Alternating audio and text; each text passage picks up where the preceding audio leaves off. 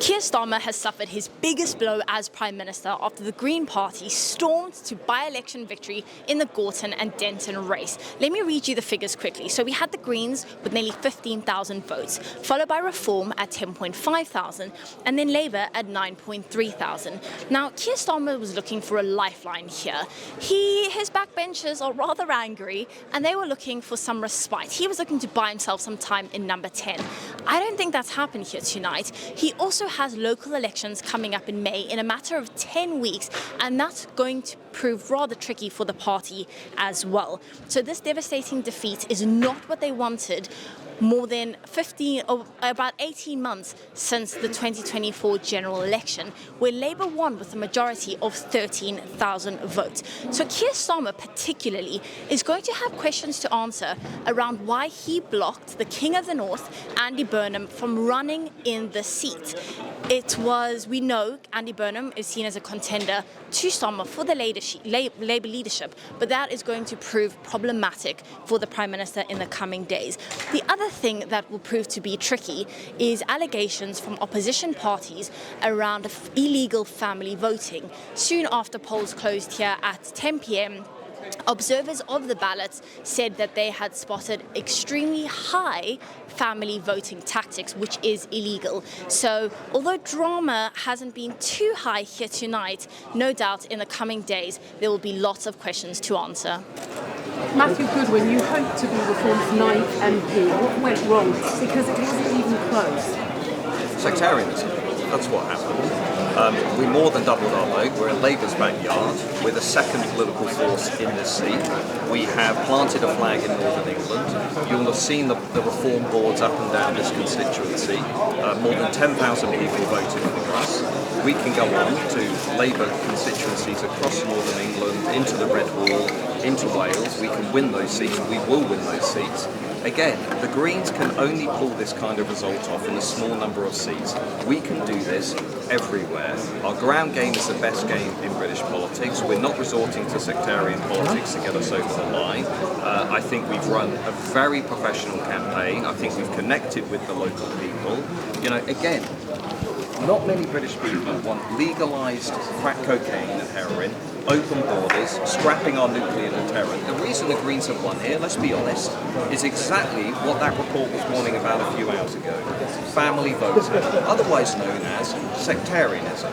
Now, we can have a conversation in this country about sectarianism and what it's doing to our democracy, or we can pretend it's not happening.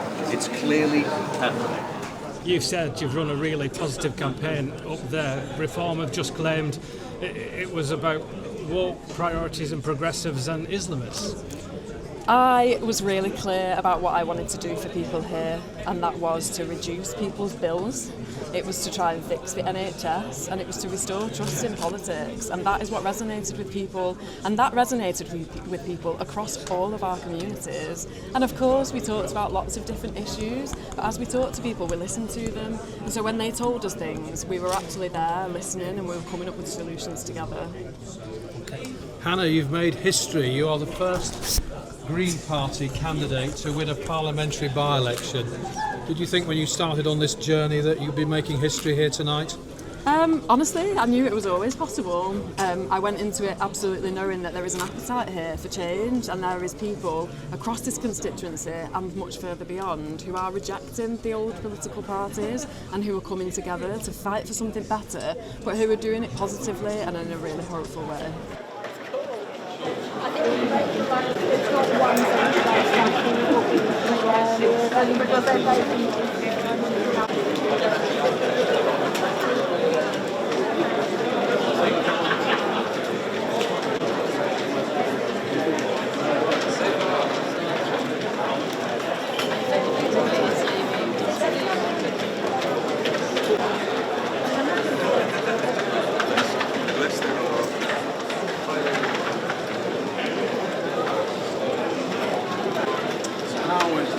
let's think about that. Also, you can hear me out screens with.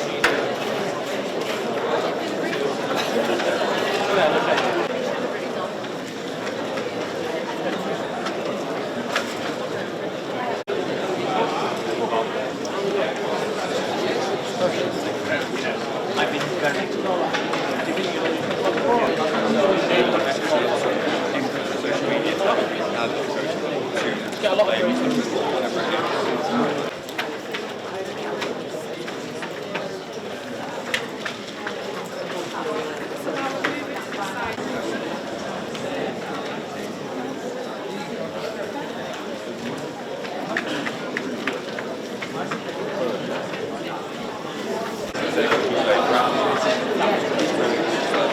So we lost it. So we would keep so on.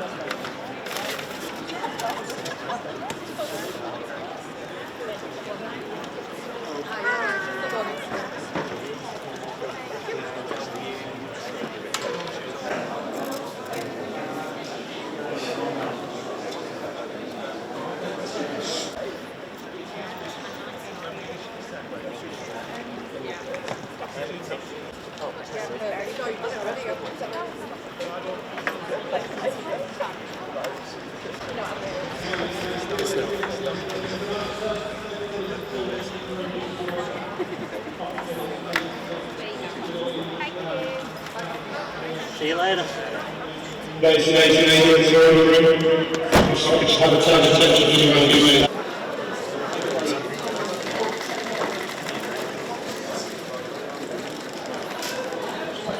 Nope, done.